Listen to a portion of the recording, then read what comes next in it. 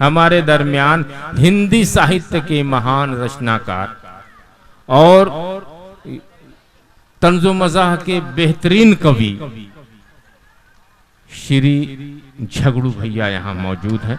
आपने पिछली बार भी उनको सुना है। जब हम लोग छोटे थे तो आकाशवाणी पर शाम की बेला में अक्सर झगड़ू भैया की रचनाओं को सुन करके बड़े हुए हैं।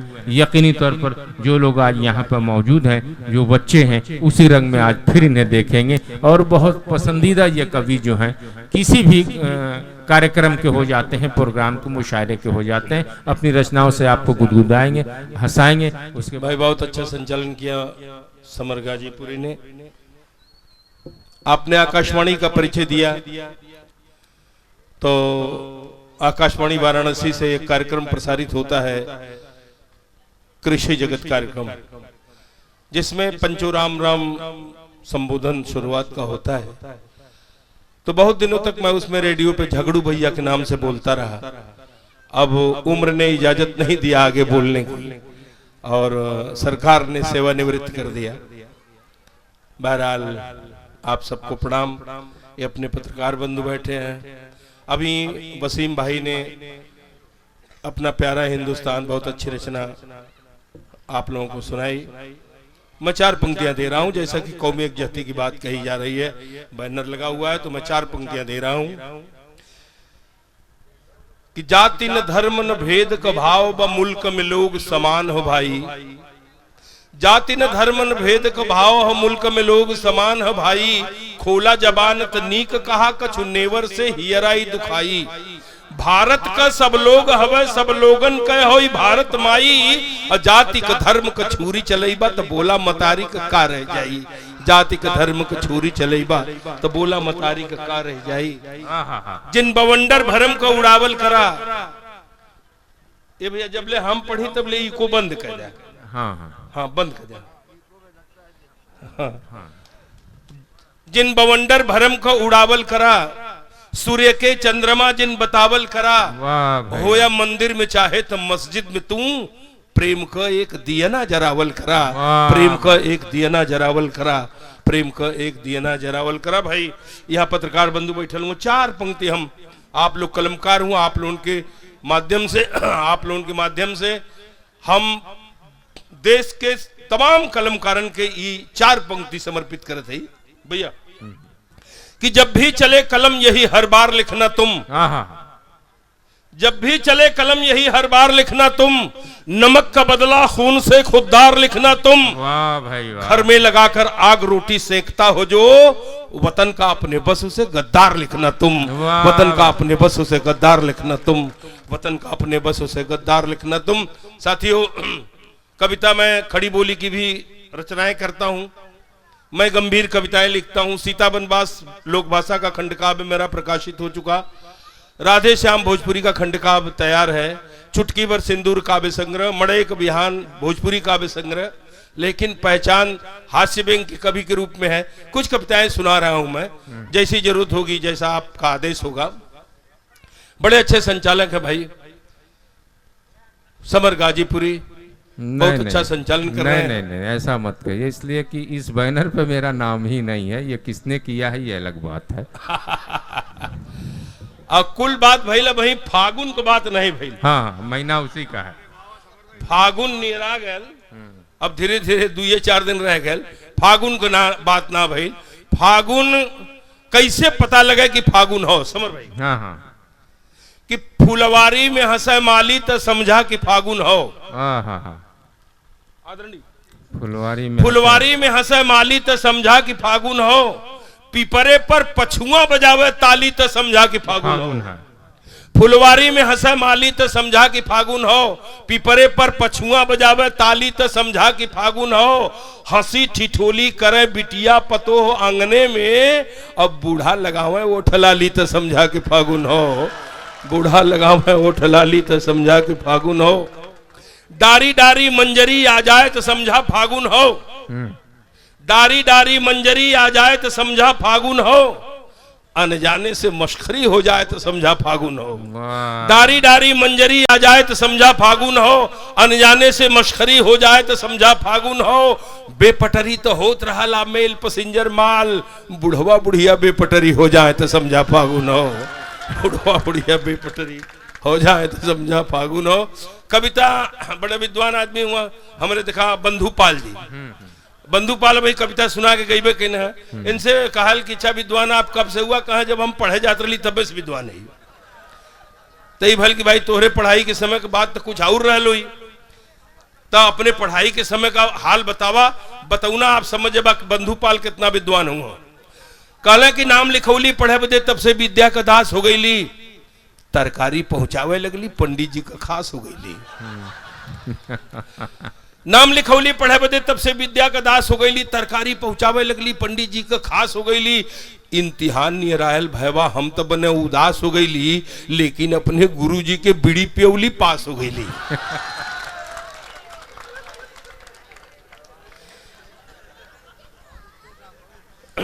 हाँ। नाम लिखौली पढ़े बदे तब से विद्या का सास हो गईली, तरकारी पहुंचावे लगली पंडित जी का खास हो गईली। इम्तिहान नियरायल भैवा हम तो बने उदास हो गईली, लेकिन अपने गुरु जी के बीड़ी पियौली पास हो गईली। बड़के स्कूल में नाम लिखौली कट्टा लेके भाजे लगली। हाँ हाँ लड़कन के मन का बात है। हाँ हाँ बड़के स्कूल में नाम लिखौली कट्टा लेके भाजे लगली। मौसा रहलन हेड मास्टर खूब नंबर गाजे लगली। हमहू के देखनरू अइलन हीरो जैसे नाचे लगली। हनुमान चालीसा खोल कर आ जाए ABCD बाँचे लगली।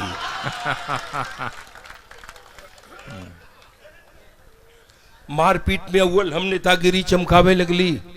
हाँ हाँ गणित से कविता देखें, एक लाइन भूमिका, 3 लाइन कविता देखें गणित से आप। हाँ हाँ कि मारपीट में अव्वल हम नेतागिरी चमकावे लगली। दर्जा में लड़की लड़कन का समीकरण बैठावे लगली। वाह भाई वाह। हम जब पढ़ल जातल परिषदीय विद्यालय में कक्षा 6 से बीज गणित में समीकरण का पढ़ाई शुरू हो जाए। पहले 6 में एक हरा समीकरण, कक्षा 7 में दोहरा समीकरण तक गणित का प्रयोग करे थे। कविता में आप देखें कि मारपीट में अव्वल हम नेतागिरी चमकावे लगली। दर्जा में लड़की लड़कन का समीकरण बैठावे लगली। समानुपाती सवाल के भी रेखा गणित बतावे लगली। गुरु बनावे न्यून कोण हम अधिक कोण दर्शावे लगली।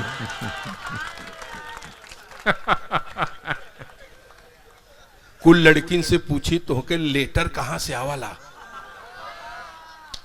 कुल लड़किन से पूछी तो के लेटर कहां से आवाला। भला बतावा हमारा आचरण तो के कैसन भावाला। कुल लड़किन से पूछी तो के लेटर कहां से आवाला। भला बतावा हमारा आचरण तो के कैसन भावाला। चित्रकला में हमरे जैसन नंबर केहू पावाला, और हमरे से बढ़िया का दूसर उल्लू केहू बनावाला। माई बाबू भैया भौजी सबके मूर्ख बनाईला। फीस का पैसा लेके हम गुलछर्रा खूब उड़ाईला। कुल दर्जा में घूम घूम के सीटी रोज बजाईला। गुरु जी का मैं राष्ट्रगान हम इलू इलू गाईला।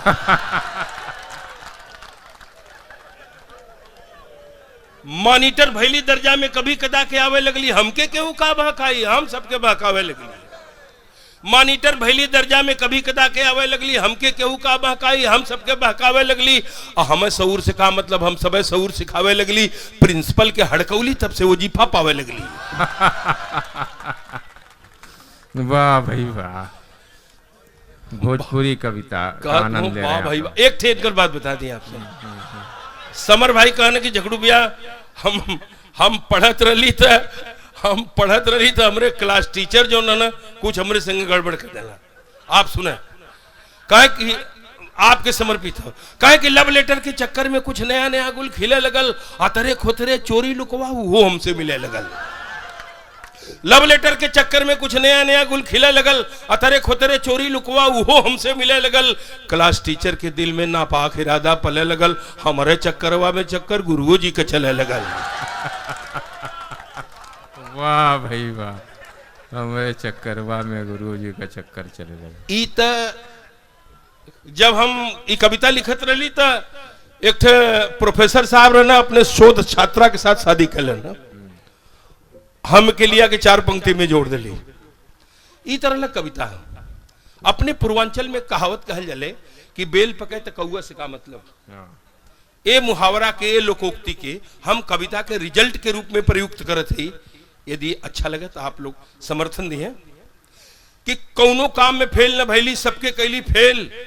भगवान के दया से जेल न गईली, जिंदगी हो गई जेल। कौनो काम में फेल न भैली, सबके कैली फेल। भगवान के दया से जेल न गईली, जिंदगी हो गई जेल। हंसी खेल में समय बितौली, हो गईली खुद खेल।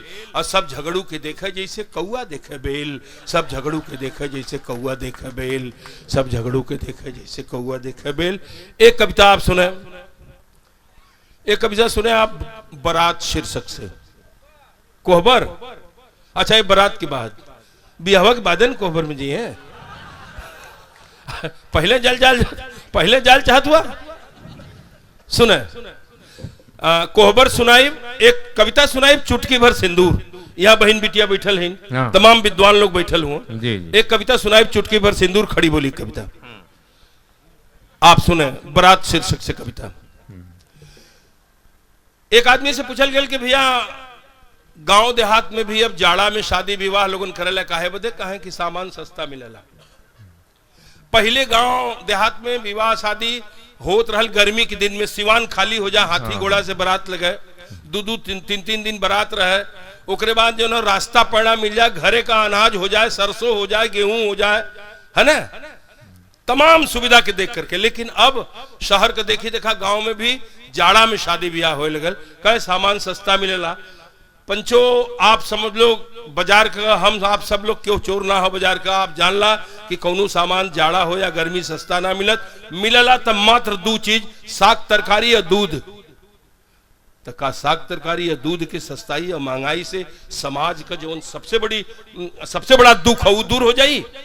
कविता सुने आप, ध्यान से सुने और हंसावत बुलावत हम आपके ले चलब कविता के सारांश की तरफ, समाज के समस्या की तरफ, जो उन्हें से आज अपन पूरा समाज पीड़ित हो। कविता सुना, हंस के सुने। का हो बड़े कुमुकेला भाई। यह ऐसे ही एक बार मंच पर संचालन करते ना समर जी, तो चाय वाले आ गए ना, तो ये कहने कि झगड़ू भैया देखा यही से हमारा मन संचालन करे कि नहीं करे। हम कहते का करबा, काहे का करिए, अब देश का संचालन भी हमारे जैसे लोग करत हुए। कहा कि देश का संचालन भी हमारे जैसे लोग करत हुए। हम कहीं फिर कहा कि हम सोचे थे कि चुनाव लड़ जाएंगे, तो हम कही चक कौने पार्टी से लड़वा? कहा लहान बैठी तो हथिये से लड़ा। तो हमें एक सुझाव दे ली, 4 पंक्ति आप देखें। हाँ, पढ़ते रहे कि राजनीति के नई गणित का हर सवाल कट बैठी। हमरे कविता में लोक भाषा का वो शब्द मिली जौनन का लोप बहल जात हो। कविता आप देखा कि राजनीति के नई गणित का हर सवाल कट बैठी, सोशल इंजीनियरिंग में कुल देवी का घुस बैठी, नामालूम ब्रह्मचारिणी के कर कान पकड़ के ऐठी, हाथी पर चढ़े का मन करा था, कौनो दिन हथिये चढ़ बैठी। वाह भाई वाह। एक बार मुलायम सिंह यादव जी का गवर्नमेंट जब डिजाल भइल तब मायावती की सरकार बनल, तब पत्रकार जी लोग बैठल हुए, ये लोग हेडिंग में निकाल दें कि समाजवादी पार्टी के लोगों के साथ ऐसा सरकार कर रही है, यादवों के साथ ऐसा कर रही है, हमारी बिरादरी पूरा परेशान। तब बनारस में पंडित धर्मशील चतुर्वेदी रहना, साण बनारसी बैठल है ना, वो लोग कहने कि कभी हुआ झगड़ू भैया तू बतावा। 4 पंक्ति आप देखा, कयूम भाई कहला कि एक जरूर सुना दे।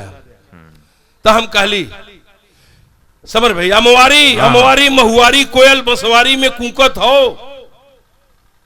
अमवारी महुआरी कोयल बसवारी में कूकत हो, नई बहुरिया मलकिन नागिन जैसन फूकत हो। वाह भाई वाह, नई बहुरिया। अमवारी महुआरी कोयल बसवारी में कूकत हो, नई बहुरिया मलकिन नागिन जैसन फूकत हो, लौके बहुत कुलच्छन नून घाव पर भूकत हो, अहिराने और मुंह कह के अब रोज कुकुरिया भूकत हो। अहिराने और मुंह कह के अब रोज कुकुरिया भूकत हो। कविता आप सुने बारात शीर्षक से कि हमरो दिन बहुरल जाड़ा में संगी के बारात में गईली, वो अकेले नहीं, हम अपने बब्बा के साथ में गईली। हमरो दिन बहुरल जाड़ा में संगी के बारात में गईली, वो अकेले नहीं, हम अपने बब्बा के साथ में गईली। बब्बा चले पुरानी चाल, हम अपने औकात में गईली, मूंगा सिल्क पहिर के राजा कोहिरा के बरसात में गईली। द्वार पूजा पर दुल्हा जब सूरज देव आकाशे बैठे, बुढ़वन के घुटुना में दर्द बैठे जहां ऊंचा से बैठे। द्वार पूजा पर दुल्हा जब सूरज देव आकाशे बैठे, बुढ़वन के घुटुना में दर्द बैठे जहां ऊंचा से बैठे। तम्बू में पुअरा डालल और भुइये अच्छे खासे बैठे, जैसे भेड़ खेत में बैठे वैसे सब जनवा से बैठे। वाह भाई वाह, क्या क्या दृश्य भाई पेश कर रहे हैं। बातिन के लाठी से बब्बा सबकर खूब पिटाई कैलन, हमसे पानी गरम मांग के आपन एक दवाई खैलन। कहलन का मन सेदू होबा, हमरो बड़ी खिंचाई कैलन। हम खाली नमकीन खैली, बब्बा 4 मिठाई खैलन। राजनीति के चर्चा में सब आपन आपन हाकत हो, बद्दू पान घुला के डोले, सदुआ चुप्पे ताकत हो। दुल्हा के बाप के छिउकी काटे, अगुआ आगे तापत हो, और सूट बूट टाई वाला जे गनगन गनगन कांपत हो। चौचक मूठ बनौले रहलन, निरहु आधी रात में खैलन। कौनो माने ना रखत की जात या प्रजात में खैलन। बाबू भैया टाट फरू कुर्सी वाली पात में खैलन। दाल कसोरा में भरवा के कोका कोला भात में खैलन। वाह भाई वाह, कोका कोला भात में खैला। गांव से भाई भवद्दी खा के पारा पारी हटल जात हो, अंगने में बैठल बिया मड़वा कोहिरा से पटल जात हो। गांव से भाई भवद्दी खा के पारा पारी हटल जात हो, अंगने में बैठल बिया मड़वा कोहिरा से पटल जात हो। ठिठुरत हो बरात का बाभन घर का नाऊ डटल जात हो, जितने जड़वत हो दुल्हा दुल्हनिया और सटल जात हो। मौका रहल निठुरहे का कुल हित ना संघाती गई, समर के समर्पित 4 पंक्ति आप देखें। हाँ। कि मौका रहल निठुरहे का कुल हित ना संघाती गई, न्योतल बेन्योतल मिलके मतलब से ढेर बराती गई। ओहमे सब शरीफे नहीं ढेर जने उत्पाती गई, भात के बदले लात खाए के घरे ससुर का नाती गई। सोचा भला बतावा केहू कितना जोर जुटाई, खान पान जलपान आइटम खटिया और रजाई। हम आप सब लोग बिटिया बहन वाला है, आखिरी 2 छंद देखे आप। हाँ हाँ। कि सोचा भला बतावा केहू कितना जोर जुटाई, खान पान जलपान आइटम खटिया और रजाई। दहेज लोभिन से बढ़हर का सुरसा मुंह फैलाई, जाड़ा या गर्मी का शादी दुल्हा करे ठाई।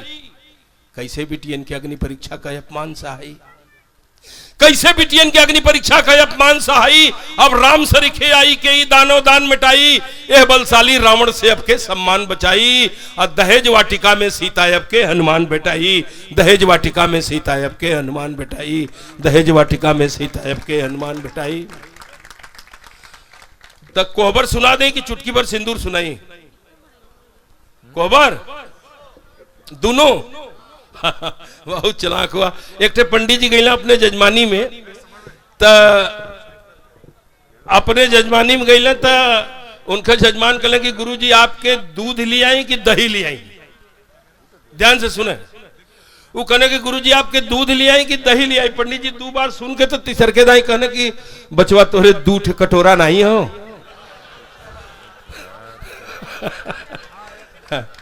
कहने कि दूध ले आई कि दही ले आई, तो कहा बचवा तोरे 2 कटोरा नहीं हो। वैसे ही भैया लोग कहते कि दोनों सुना हुआ। 12 अच्छा दोनों सुन ले। एक कविता प्रधान जी वाला, प्रधान जी कला, अच्छा अब प्रधान जी वाला अगली बार सुनाई। सुने, पहले अपने समाज में बाल विवाह होते रहल। कुछ लोगन का तो ऐसा बियाह हो जाए बहुत कम उम्र पर कि उनके पता न लगे कि हमार बियाह हो भैल। बड़ा भैले पर लोग पूछे कहा भैया हमें नहीं पता हमार बियाह कब कैसे भैल। एक आदमी का शादी भइल, शादी से लौट के आयल, ओकर संगी साथी पूछे लगे कि कहो सुनली कि तोरे बियाहे में हमन तो ना गली, सुनली बड़ा मजा आयल। कहे कि नहीं मजा तो आयल भाई।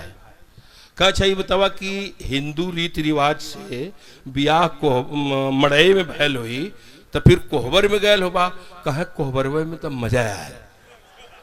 अब आप सुनो, कहे कि खुश भइला बाबू रकम लेके भारी, मढ़ देहला हमरे कपारे बीमारी। खुश भइला बाबू रकम लेके भारी, मढ़ देला हमरे कपारे बीमारी। मूड़ी लटकावे के आई गई पारी, रहल छोट कोहबर के घर का दुआरी। कहे गईला कैसे, कहा एक हाथे जामा एक हाथे मऊर धैली, लगली लजाए हम एकदम बटूर गईली। लगले लजाए हम एकदम बटुर गए। हाँ, एक खाते जामा एक खाते मऊर धैली, लगली लजाए हम एकदम बटुर गईली, लेकिन दुआरी से पहले निहुर गईली, मुड़ी लटकाए के गप से घुसुर गईली। इधर फिर कह भीतर करे लगनी सरहज ठिठोली, दुल्हा हो टल्हा बोले लगनी बोली, तनिके में जुटल हसीनन का टोली रहल एक ठे जैसे चीनीटी का गोली। बुढ़िया जवन की जुटे पारा पारी, चले लगल दिल पर दहेजी टंगारी। बुढ़िया जवन की जुटे पारा पारी, चले लगल दिल पर दहेजी टंगारी। भैल कोको लोलो या पूछा पछोरी, हेराइल दही गुड़ का थरिया कटोरी। सहेली को लगलीन पहेली बुझावे, सड़वाइन मजाकी लगल खुदियावे। सहेली को लगलीन पहेली बुझावे, सड़वाइन मजाकी लगल खुदियावे। दुल्हिया हो पढ़ले वो हमसे बतावे, हम गाय में को भैंसी में लगली बतियावे। का एक ठे लगल गुदगुदावे निकोटे, दूसर की लगल गाल दही के निझोटे। पहाड़ा सुना के पीठी में चिकोटे, तब का करी भैवा लगल जीव कचोटे। कहे डोला लगनी जैसे खरबुज्जा पर छुड़ी, समर भाई डोला लगनी जैसे खरबुज्जा पर छुड़ी, जहर भइल भैवा बियाहे कपूड़ी। डोला लगनी जैसे खरबुज्जा पर छुड़ी, जहर भइल भैवा बियाहे कपूड़ी। अब कुदे लगे नी लोगन पचैया जस कुड़ी, हमहू ढकेल देली फूट गई चूड़ी। आखिरी छंद देखा है, कहा कि फूट गई चूड़ी तब भागल छटक के, तब आई दूसर की तुरंत मटक के। फूट गई चूड़ी तब भागल छटक के, तब आई दूसर की तुरंत मटक के। और उठ के खड़ा बैली हमहू झटक के, बड़ी मार मल्लिन कुल हमके पटक के। दोस्तों, ये थे भोजपुरी और हिंदी साहित्य के महान रचनाकार, जो व्यंग के साथ साथ गंभीर रचनाओं के लिए भी जाने जाते हैं। और जब भी आपके इलाके में आए हैं, जब भी आपके मुशायरे में आए हैं, चाहे वो बनारस में हुआ हो, चाहे आपके बड़गांव में हुआ, इन्हें बड़ी मोहब्बतों के साथ सुना गया। क्योंकि इस इलाके के लोग भी भोजपुरी ज़बान को समझते हैं, इसलिए भोजपुरी रचनाकार को पसंद भी करते हैं।